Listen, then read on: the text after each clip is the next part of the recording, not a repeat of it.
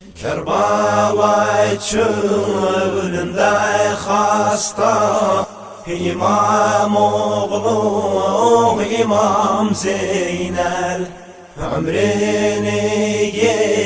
geçirden yasta İmam oğlu İmam Zeynel Kerbala çölünde hasta İmam oğlu İmam Zeynel Ömrünü geçirden yasta İmam oğlu İmam Zeynel Geçti yanına babası Dünyada yoktu havası Babasının halifesi İmam oğlu İmam Zeynel Kerbala çölünde hasta İmam oğlu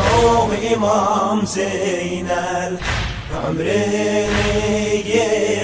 geçirden yasta İmam oğlu İmam Zeynel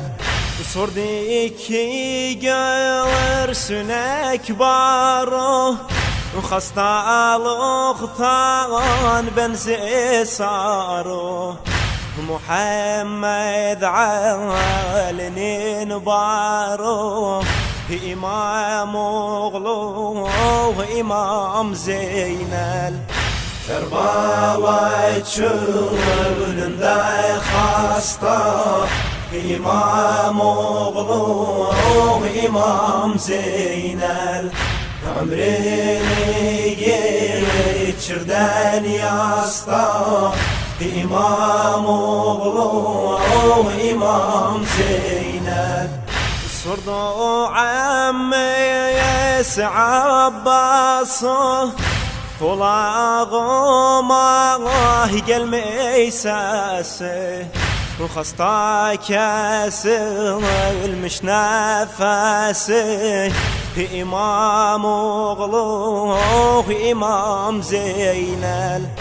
Kerbala çölünde hasta İmam oğlu İmam Zeynel Ömrünü geçirden yasta İmam oğlu İmam Zeynel Babasını gören başsız Gözleri olmazdı o yaşsız Garip babasız kardeşsiz İmam oğlu İmam Zeynel Kerbala çölünde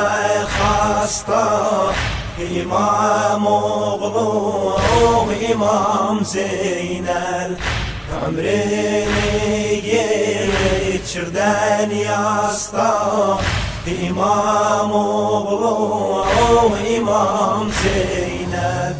Zincirde kolları bağlı İçeriden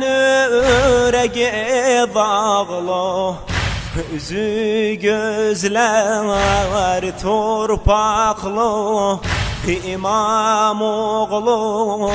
İmam Zeynel Kerbala çölünde hasta